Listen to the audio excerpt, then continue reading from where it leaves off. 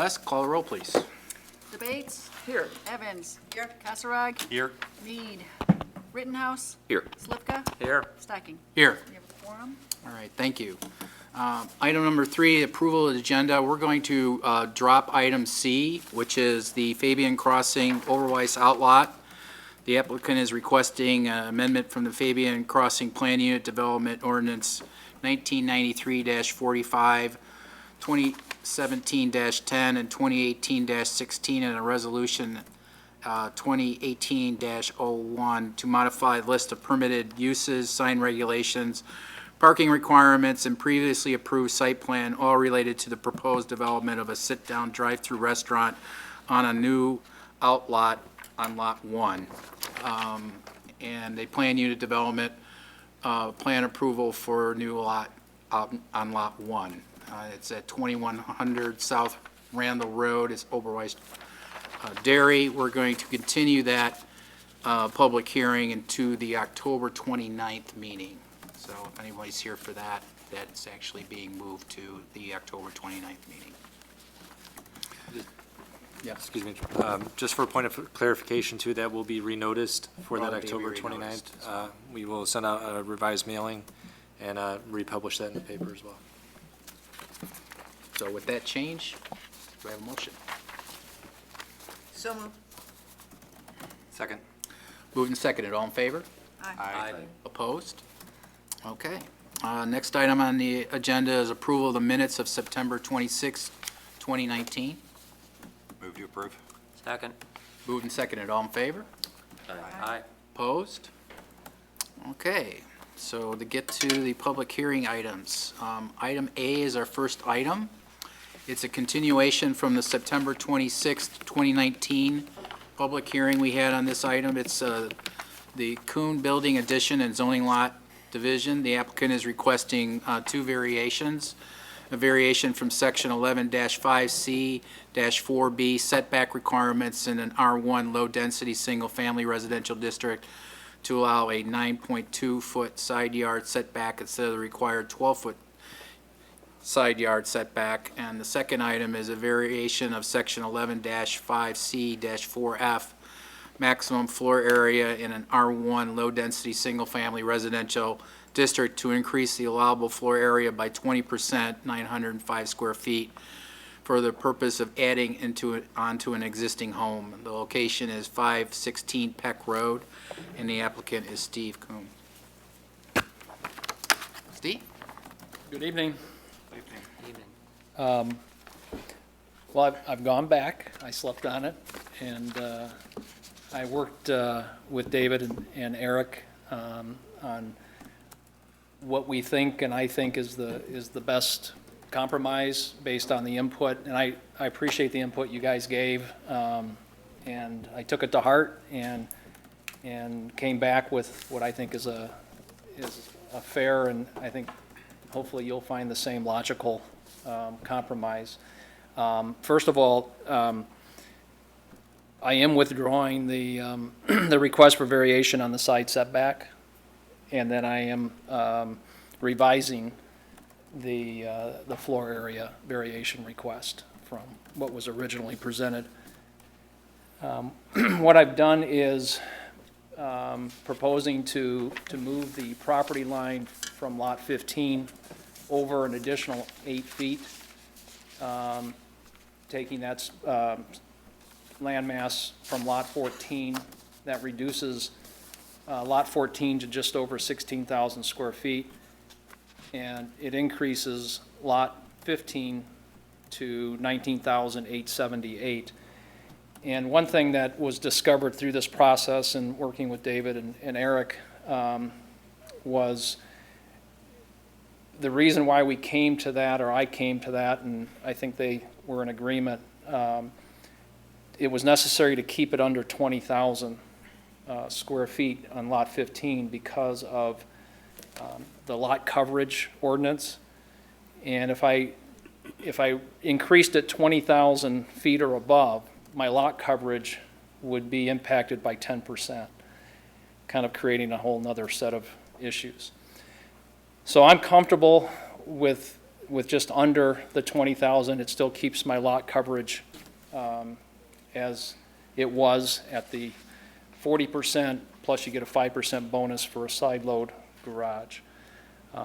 So by increasing lot 15 to just under 20,000, it actually increases the floor area allotment to 4,720 from the previous, I think it was 4,227 if I'm not mistaken.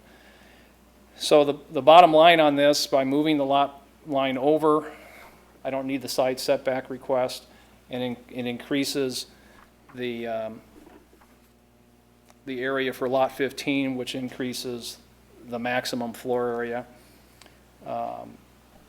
And the difference in terms of floor area request is 15% versus the maximum I was requesting before was 20%. So that's about it. I don't have a long-winded story this time. And so that's what I'm looking for as a compromise, and I think it's our best shot to make this work. And as much as I really didn't want to give up space on lot 14, I think this is still doable. So any questions or comments?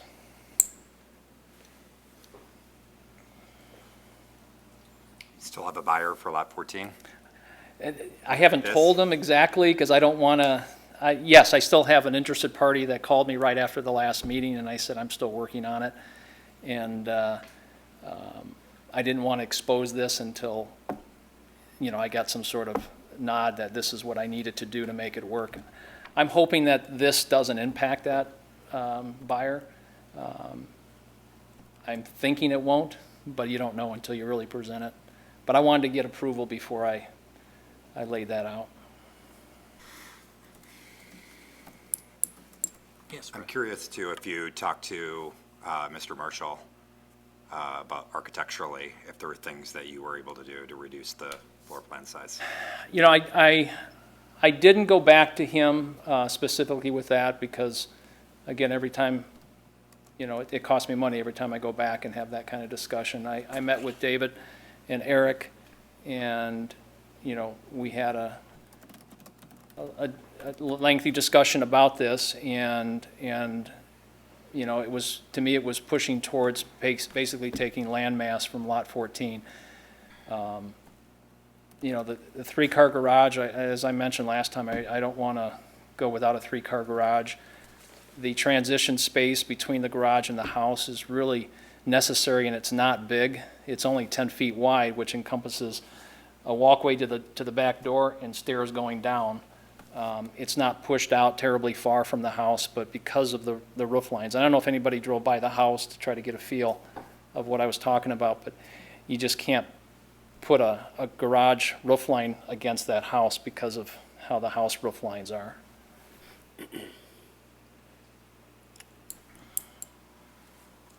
Okay. So Yeah, can go I ahead, Michael. ask a question just about the issue of the site coverage? So this lot is 45%. If it goes over 20,000 feet, it becomes 35%. Is that right? That's correct. So it would actually be less square footage if it were just over 20,000 square feet?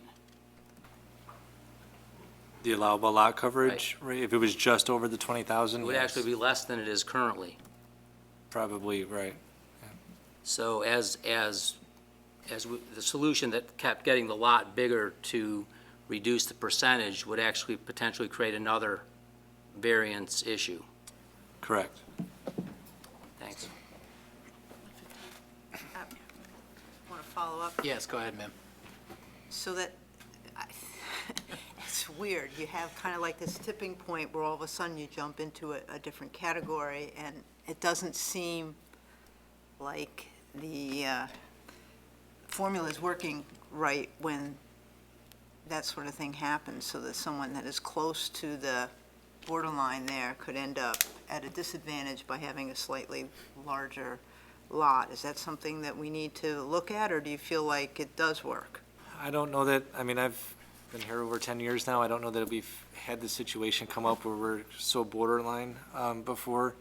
And I'm not really sure what the intent of that cutoff was, if it was just to make sure that as lots get bigger, we're not packing it with impervious surface and we're maintaining kind of a proportionate share of green space to the size of the improvements on the property. But I don't know that we've ever had an issue where we were kind of this close. And if it really does create a hardship for a property owner, that's what the variation process is for. It's just an odd situation. Any other questions? I have a question, just on the city's, on our review comments, under item number 1 and number 2, the revised comments state that basically both of them say the same thing, that under previous zoning regulations, the existing and proposed floor area would have complied with the maximum allowable floor area. So, I mean, is that what we're basing this on? Because it won, I mean, aren't we supposed to be trying to conform to the new? Just because it would have complied to the old one when the subdivision was constructed, that's the case with a lot of projects, right? I mean, I was drafting responses based on what I felt the direction of the discussion was at the previous meeting. So if you don't agree with those findings, we can certainly amend those as you see fit. No, I'm just curious that, that comes into play at all with why we're, with why we would or wouldn't grant the variance. Because it seems like, why are we, relying on old, I don't think it matters if it would have complied at the time it was built. It's now, and, it's a new situation. But I'm just curious, why it figured in.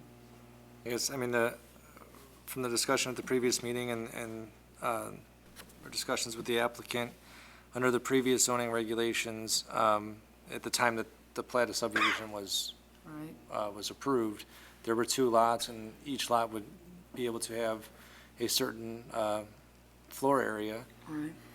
And when the zoning regulations were revised in 2003 and 2006, that changed how we calculate floor area, and then kind of created this issue with not being able to have a buildable lot for each lot 14 and lot 15.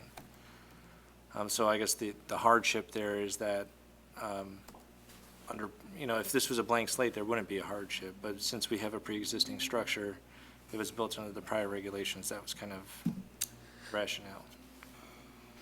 I see what you're saying, but I just don't see how that's any different than any other case that we see at all, with an existing structure, an existing residence. When someone wants to add on, it's 9 times out of 10, it was fine, and it would have been fine when it was built, but, we have new zoning rules for a reason. I don't get why we throw them out the window and say, well, it would have been okay back then. I don't know. It's just an observation, I guess.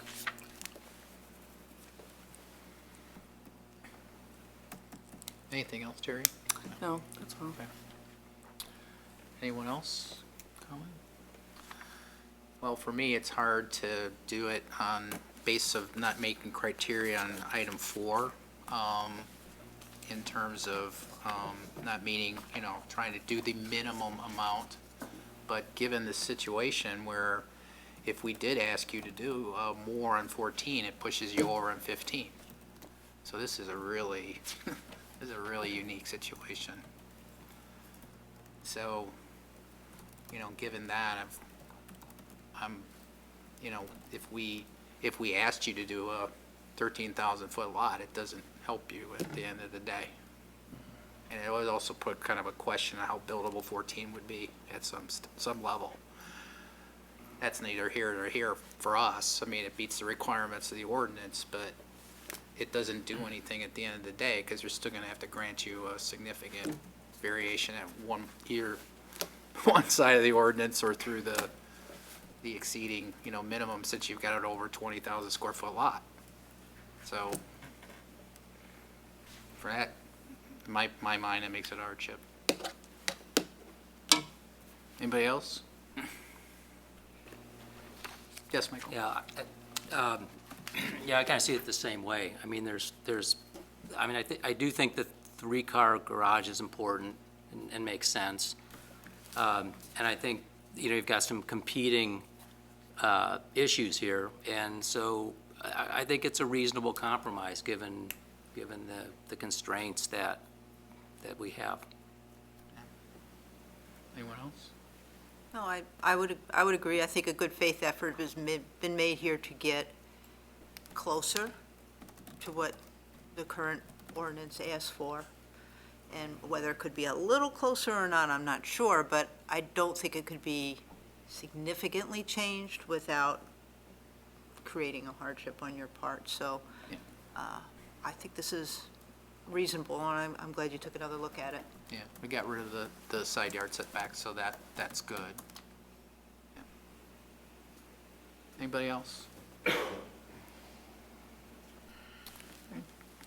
I hear a motion? Move to close the public hearing? Second. Moved and seconded. What?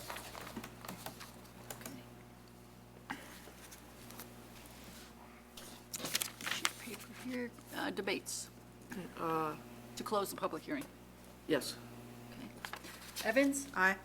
Kasserag, Aye. Rittenhouse, Aye. Slivka, Aye. Stocking. Aye. That passes. Okay.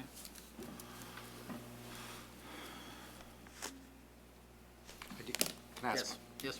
I can ask more questions, right? Yeah, we Of have. you guys? Yeah, we just closed the hearing. Yeah. You can ask questions.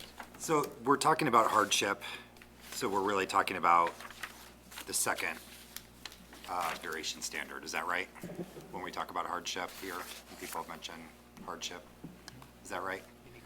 And I guess it seemed to me that the text here is about the hardship, and I don't take this the wrong way, I'm just kind of learning, is about the land itself, the topography of the land, not about sort of the remodeling situation that he's at. Is that, or am I misunderstanding that? I mean, it says other conditions of the land, but I don't know, I'm just trying to understand. The hardship seems more about his return than it is about the topography of the land. So, standard one is about reasonable return. And the question there, I guess, for the commission is it reasonable to be able to have two buildable zoning lots with these previously platted lots, given the current improvements on the property? And when we look at standard number two, the shape and topography or other conditions, the other conditions of the land could certainly be the existing improvements on the property. And in a lot of cases, when we review variations, that is the hardship, is that the existing conditions don't meet the current zoning regulations. It's a non-conforming setback or non-conforming lot coverage, and that's kind of what brings the applicant forward for a variation request, are those existing conditions.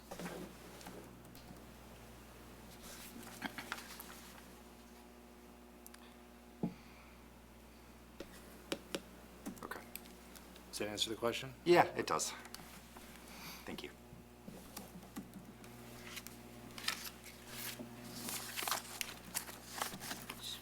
Want me to make a motion to, okay.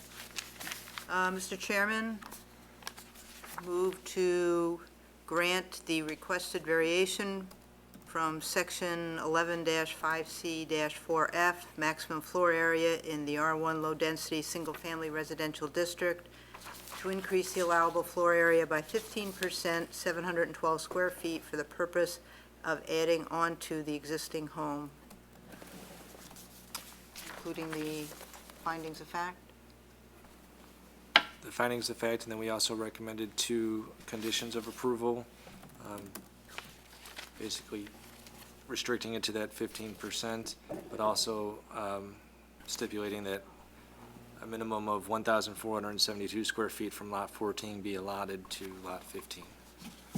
And including two additional requirements, that there be a minimum of 1,472 square feet of lot 14 shall be allotted to lot 15, and the maximum floor area for lot 15 shall not exceed 5,432 square feet. Second. Moved and seconded. Let's, Celeste. okay. Debates? Aye. Evans? Aye. Kasserag? Aye. Rittenhouse? Aye. Slivka? Aye. And Stocking? Aye. Passes. All right. Thank you, guys. Thank you. Appreciate it. When's it going to the council? Good evening, guys. Steve, that'll go to 21st? the city council on October 21st for their consideration. I should be there, right? Yes. That would be good. Recommend being I mean, here, is yes. it similar to what I do here, or just available for questions? You're not required to make a presentation. It's more available for questions at that meeting, but it's 7 o'clock on the 21st. All right, thanks again. All right, thank you. All right, so second item on our public hearing on our agenda is State Street collision. It's for a special use per section 11-6F-3. Special uses in a B4 business district for a garage for the storage of motor vehicles, including body repair. The location is 802 East State Street, and the applicant is Bill White. Is there anyone here besides the applicant to hear this item? Okay. I want to hear the record. Why don't we just swear? He wasn't here before. Oh, he wasn't here, okay. So I'll give you the, how the hearings are going to proceed. Oh, I was just gonna say swear him in, but Oh, well, you can either one.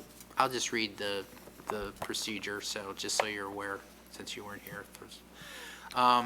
We now enter the public hearing portion of our meeting. Is the Planning and Zoning Commission's job to conduct these public hearings in order to receive testimony for and against the petitions for the general amendments to the zoning ordinance, zoning map amendments, zoning text amendments, special use permits, and amendments to special use permits, and to consider the request for variations for the strict application in the City of Geneva zoning ordinance. The procedure we will follow for this request is as follows. First, the Planning and Zoning Commission Secretary designated representative will read and describe written items, reports, and plans into the record. Second, the petitioner will present testimony in favor of the petition and will present any supporting plans or exhibits. Third, the commission members will have an opportunity to question the petitioner. Fourth, the commission will receive citizen testimony both for and against the petition. Questions about the proposal will be directed to the petitioner or petitioner's witnesses, and questions about the Planning and Zoning Commission process itself may be directed to me. Following such testimony, the petitioner and the Planning and Zoning Commission may ask questions for those who testified. Finally, the petitioner may provide rebuttal to testimony in opposition. When all the testimony is brought into record, the hearing will be closed, and the Planning and Zoning Commission will make recommendations to City Council in the form of motions or motions. In order to give testimony, you must provide your name and address on the registration sheet located at the entrance of the hearing room, signed in the space provided. By signing the registration sheet, you agree and understand that anything you say will be considered sworn testimony and affirm to tell the truth, the whole truth, and nothing but the truth. When giving your testimony, please oppose the lectern, speak directly into the microphone so that you may be heard. Begin by stating your name and giving your address. If you speak additional times, please state your name each time for the record. Please be concise when presenting your testimony, and if your point has already been made, it's not necessary to repeat it. Each of these points is recorded and will be considered as the Planning and Zoning Commission develops findings of fact and recommendation or recommendations. You may provide testimony in written form, but such written testimony must be presented to the Planning and Zoning Commission Secretary or designated representative prior to the close of the hearing. After the process is completed and everyone wishing to present testimony has spoken, the Commission will then decide whether it has heard adequate testimony in order to make a decision. If it has, the public hearing will be closed. After the public hearing is closed, the Planning and Zoning Commission will refrain from receiving any additional testimony either for or against the petition. There is one exception to this rule. City staff will submit a report based on the testimony presented at the hearing.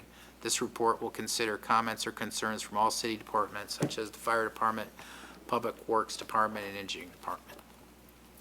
At this time, I will administer the oath to those who have signed the registration form. Anyone wishing to give sworn testimony, ask questions, or cross-examine anyone giving sworn testimony, please rise and raise your right hand. Do you swear or affirm that the testimony you're about to give is the truth, the whole truth, and nothing but the truth? I do. All right, thank you very much. Paul, what do you have in the record? Contents of the file is a project narrative in response to the special use standards submitted by the applicant on September 11, 2019. A plat of survey prepared by Dale Floyd Land Surveying dated November 11, 2012, depicting the project dimensions and location. Project photos taken September 24, 2019, a memorandum and staff report from the, a staff report from the Community Development Department to the Plan Commission, which summarizes the request and provides a staff's analysis dated October 10th, 2019. A certificate of publication from the Daily Herald for the legal notice that was published on September 25th, 2019 for tonight's public hearing, and a copy of the notification letter and sworn affidavit stating that the notification letter was mailed out to all property owners within 500 feet of the subject property. All right, thank you, Paul. I'm Bill White. My wife Debbie is here with me. We're owners, we own the property, the business, State Street Collision, 7 years now. 40 years in body repair business, 30 of them in Geneva, a couple of different employers. Basically, long and short of it is, things have changed. I mean, anybody that's, 1980 when I started doing this, anybody bought a car in 1980, you're looking at, you're spending $8,000-$10,000 on a vehicle. It's a lot different than that now. We're fixing $80,000-$100,000 pickup trucks. Equipment that we need to repair the philosophy, everything that you need to repair a vehicle, the tools, the welders, the measuring systems, everything has changed. We start running out of room. We start running out of room to put stuff. A lot of the equipment you don't use on a daily basis, even some of it on weekly basis, but it's expensive stuff. Body shops are dusty, they're dirty. We've had a couple of new trucks recently, big jobs. You've got to take interiors out of a truck. It's expensive, nice interiors. You can't leave them laying around a body shop. There's dust, there's sparks, there's dirt. We just need storage. Part of what I should clear up too in that opening thing where it says storage of motor vehicles, including body repair, this is not body repair. The addition, the storage, it's strictly storage.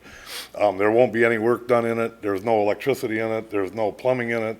It's strictly storage. That's it. It's not set up to do any work. It's not an expansion of, we've got plenty of room inside the building to do work, to do the repairs. What we really need is storage. We have to have a place to put stuff, and we are out of room. We're seriously out of room. So this was the quickest, easiest thing to do to solve our problem.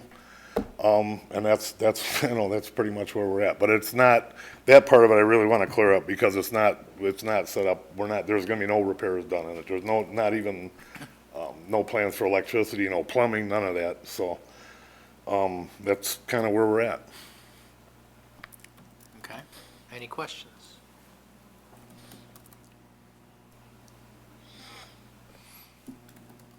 Bill, I was going to say, I could clarify that part of the reason that we said that is for the special use that you're qualifying. You've never had a special use. The whole reason that we're going through this is for a special use. Correct. To say that this is a repair place, and that's what it's about. Yeah, okay, yeah. But just, it isn't like there's going to be compressors or extra employees. It's Yeah, not, you're that's not actually at all fixing what it's there cars in for, there. You're just storing things.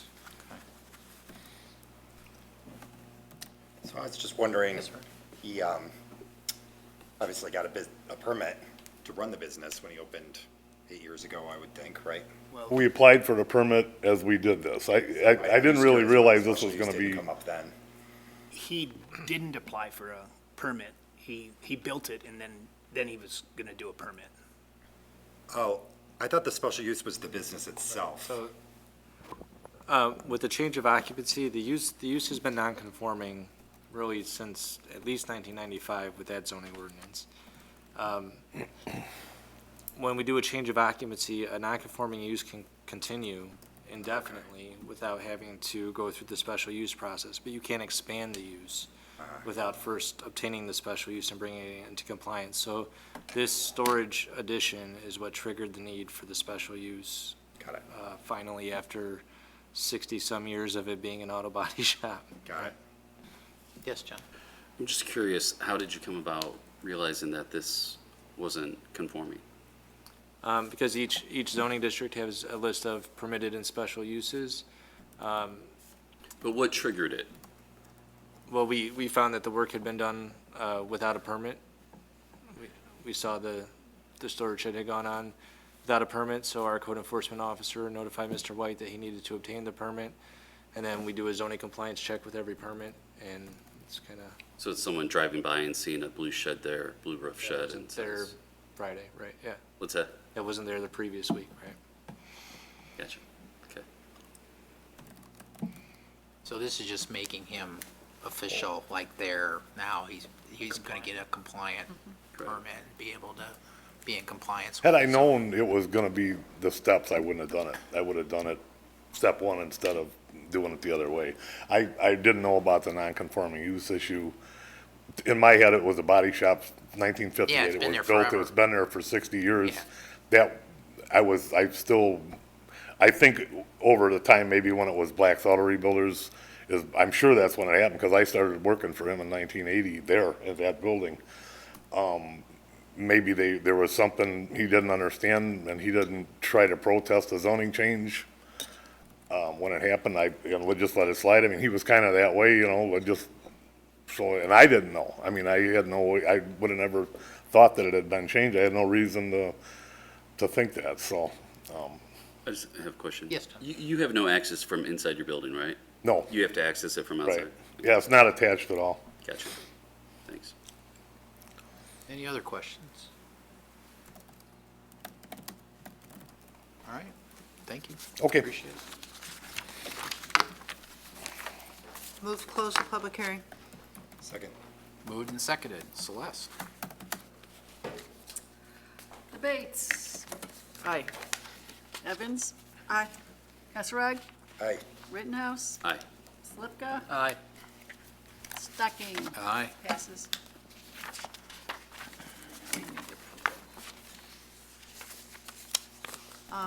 Mr. Chairman, I make a motion to approve a special use per section 11-6F-3, special uses in the B4 Business District for a garage for storage of motor vehicles, including body repair, including the findings of fact.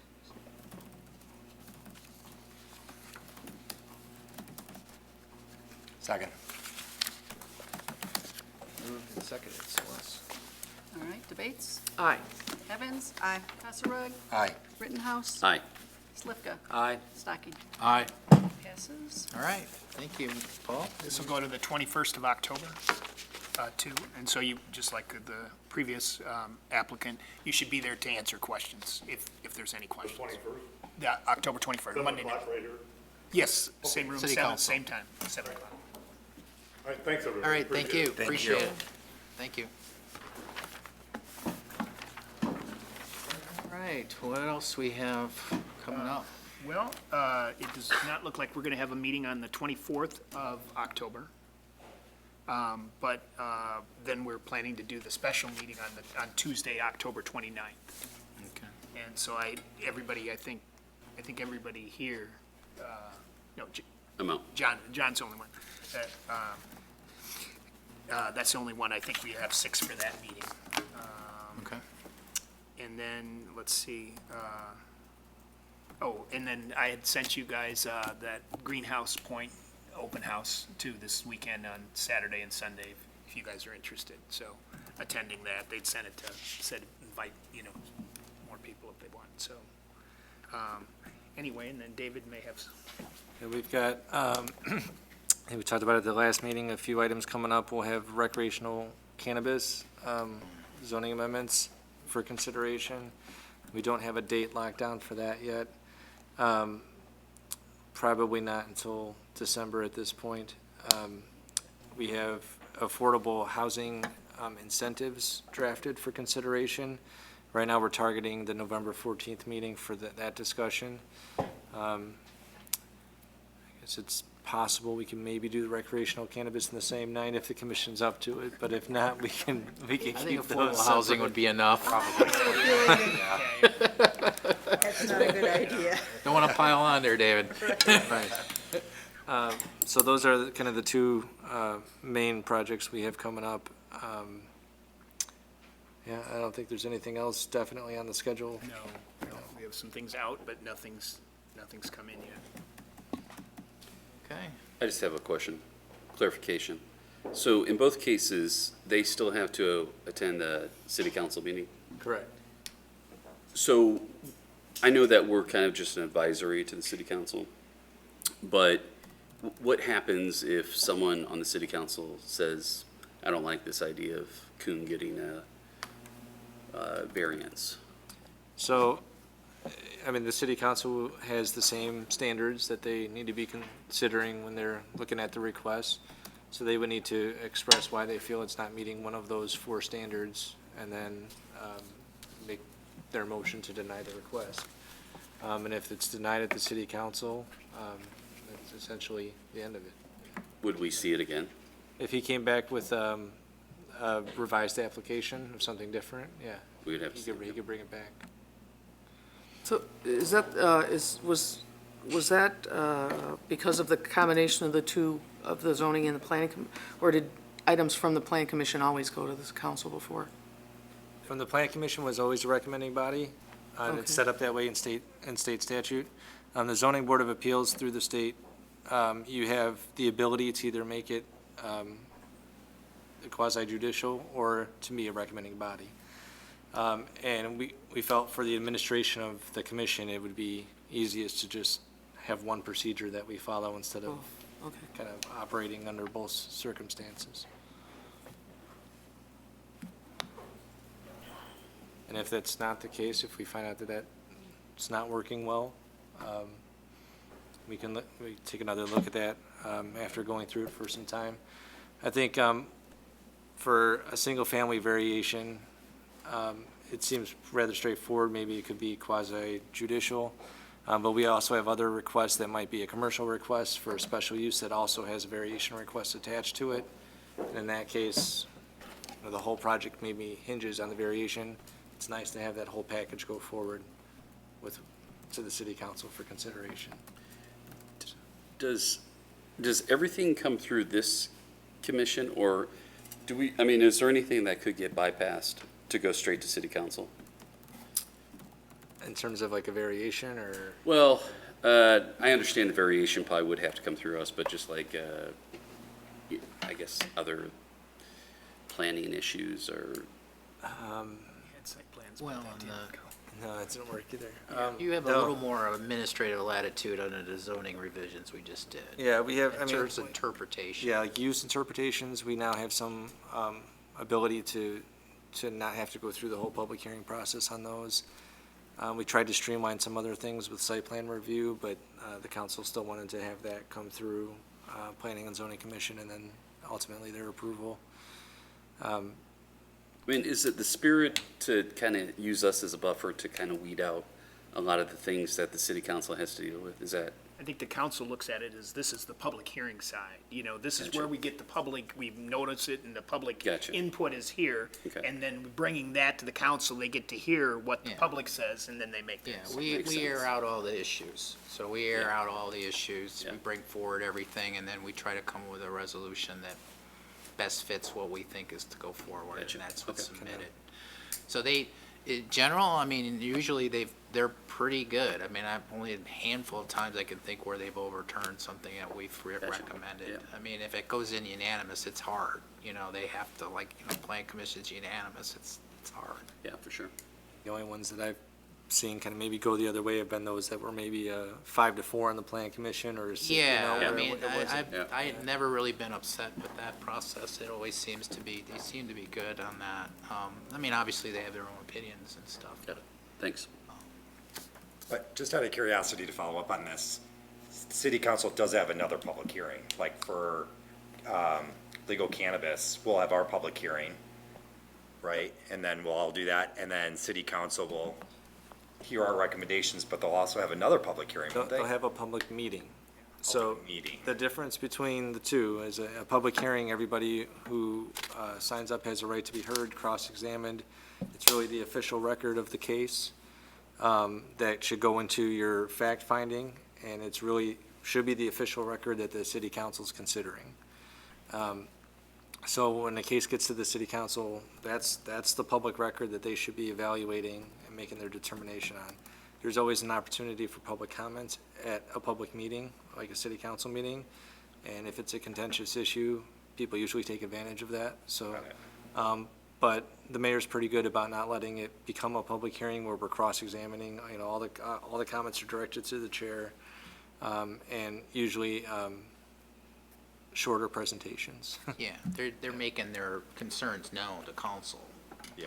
I mean, that's what it is. There's continuing to air their grievances or whatever they're concerned about.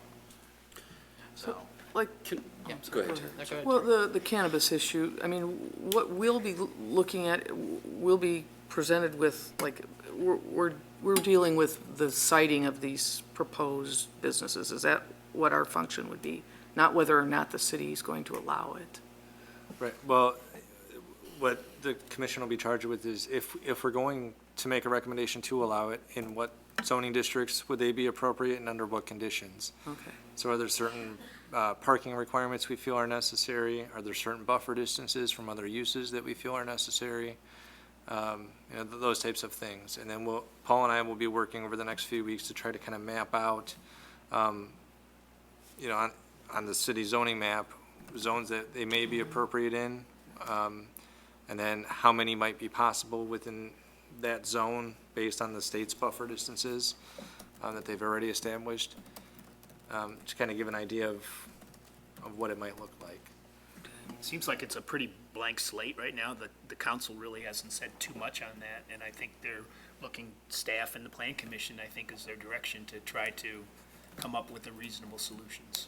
So are we to expect that the public comments would be, or should be, related to where these businesses would be sited and not whether or not they want it in the city at all?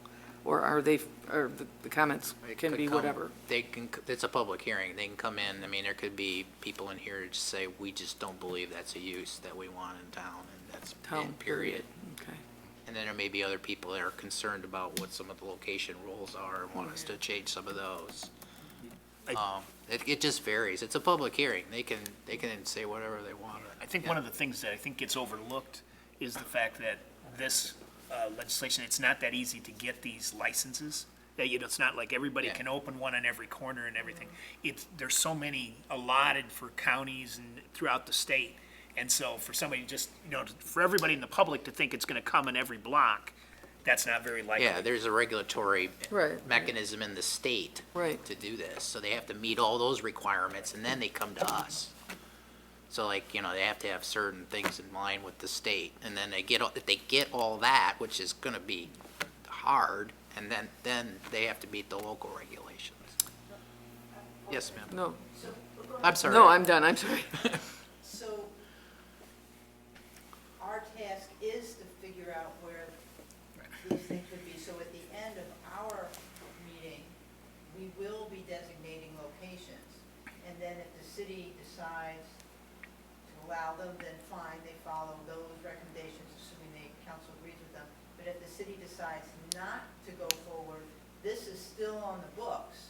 And then if the city comes back, say, a year later and reverses itself, these regulations as far as location would still be in force, and it wouldn't come back to us again? They could amend it like anything else, a text amendment, come back and. Yeah, but they would, when they started out, be basing it on our recommendations. assuming- Sure, their approval too, so, yeah. Yes, John. So, help me with this, I'm sorry. I can only imagine a lot of people are probably gonna show up if it's a public hearing, right? Are we to kind of, get a feel from the public in terms of if we're recommending that we even have these? Or are we just looking at whereabouts are we gonna locate them? I think it's more of, it's a bit of both, I guess. I mean, because there's not just dispensaries. There's grow facilities, there's infusers, transporters, there's like 6 different categories of uses, cultivators, that we could permit. So the city has the opportunity to opt out of all of them. Yeah. Has the opportunity to opt into some of them. And then for those that we opt into, it's what zoning districts do we feel are appropriate? Should they be permitted uses, special uses? Are there operational conditions we want to impose on these uses? And I think that's part of the discussion we'll have at the, Well, we're gonna have at to the address all of them, because the city hasn't made a decision gotta go through each one of those. Yes. Right. Is the city gonna give us guidance in terms of, hey, We're gonna bring information for you to look at. Yeah. You know, maps, regulations, things like that, that you're gonna be able to Other look. communities are doing, Yeah, you know, sure, how they're sure. trying to deal with Yeah. it. And then it's, you know, this is largely where, you know, where there's not set standards in this, is gonna be your common sense, and what makes sense, you know, what is staff saying, what do you hear from the public, and then you guys Yeah. will then look at it and say, you know what, I feel this way or that way, you'll discuss a little bit what makes sense, and eventually, it'll come to a recommendation. Can you provide us with examples from those states that have already had, gone through this process a couple of years ago, like Colorado or whatever, so that we'll have a feel for what worked or didn't work elsewhere? There are some reports coming out now that, on, like Colorado. I think, yeah, I mean, I think as far as whether it should or shouldn't be legal in the state of Illinois, that's already been No, in terms of answered. locations and. But, right, we'll be looking at model ordinances from other states, other communities, what other communities in Illinois are doing. We'll provide you with the background of what the state does already regulate, so what you don't have to worry about. And then what's kind of within our authority to regulate beyond those. will we know about tax revenue for the city? I don't really think that's part of the purview of the planning commission, but you can impose up to a 3% sales tax onto the dispensaries. So I don't think that's really a question for this commission, that's up to the city Well, I think a council. lot of people in the public are gonna wanna know that. Right. I mean, they're gonna be, if this is the public hearing, they're gonna wanna know that. Well, this is the public hearing on the zoning aspect of it. The taxation of it would be Totally to the city council. a city council. Yeah. Okay, Same as gotcha. there's enforcement by the police and things Yeah, like they that. set the budget and all that. Perfect. Taxing, so. Yes, Brad. One of the things I was gonna ask, is if you could share links to other public hearings of more like local communities. I'm interested in here, like Naperville. Some of these I've heard a lot about, like Batavia was pretty well publicized. A little bit of St. Charles I've heard of, but like, has Wheaton dealt with the issue yet? You know, more like areas, Right. I guess, to be honest, more conservative cities especially, I'm interested in how they've dealt with it. And I'd be curious to watch some of those videos. We can certainly look around and see what we can find. Not every community Yeah. videotapes and has a YouTube channel for their planning commission meetings. So we might not be able to provide Yeah, that for if all, not- but for those that are out there, we Yeah. can try to find those. I mean, I think a perfect example is we have St. Charles basically moving or approving, and Batavia, the mayor saying that he's against it. So, you know, I mean, it's by individual, by community, but, you know, St. Charles already has a medical dispensing one, so they're in a little different situation than other towns that wouldn't have one to begin with. But it's gonna be community by community, you know? Yeah. I'm sorry, I was Go gonna ahead. change the subject, so go I ahead. was too. Oh, okay, I was thinking back to the housing issue. What are we getting? I mean, is there a proposed procedure or something that the council is coming, who came up with, what's been the process here? What point are we at? What are we gonna be? So we've had a few policy discussions with the city council over the last year, one in June and then one in August. And at the conclusion of the August meeting, the direction we were given was to draft what would essentially be incentives to encourage the creation of affordable housing. And those incentives would include waiver of fees that are set forward for permitting, cash contributions to other taxing bodies with new developments, density bonuses, which could include variations on minimum lot sizes and setbacks and things like that to accommodate the additional density. So to kind of draft an ordinance that would provide those incentives, trying to encourage affordable housing to locate in Geneva. So that's what we've done, is we've drafted basically a new chapter to the zoning ordinance outlining what those incentives could be. And we would be advancing that for the planning commissions, planning and zoning commissions review and consideration. That's a Yeah, public hearing. that would be, yes, That's going to generate a lot of interest too, I would think. right. You know, this all started with the state mandate, and we're replying to that, and it's in the strategic plan for the city, so I mean, those are reasons why we're bringing this forward. That and the commission's constant ability not to impact this issue, where we're reducing zoning requirements and we're getting $600,000 houses. So we're just not making any inroads on it at all, just using standard zoning tools. So, I just had one last comment, sorry. yes, I don't know what the proper protocol is, but in our last meeting, I felt Mr. Kuhn spoke and spoke and spoke and spoke about the same thing. Yes. Is there any way that we could recommend, and I don't mean to be disrespectful, but you have the floor for a given period of time. It's one of- And if you want to extend it, we can. or- I appreciate your comment, John, and that's one thing that maybe I do a little too much, is that I want the applicants and the public to feel like they had a say. Yeah. And I don't, unless it gets really bad, I'm not gonna stop them. Okay, all right.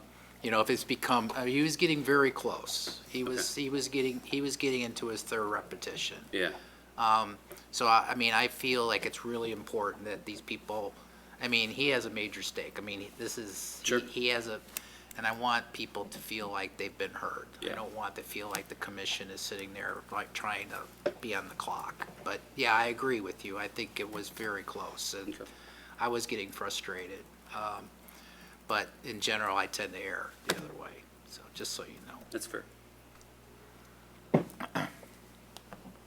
I appreciate that you do that. I think people should be heard. Yeah, Within I reason, mean, too. if we get into the second round, and like, if he would've came today and we would've been rehashing the same stuff, that wouldn't have gone. Yeah. But the initials, he has to have I mean, he came prepared to present a lot of information, so it's like, he's gonna present it. Anything else? Move to adjourn. Second. Thank you, ma'am. Debates are.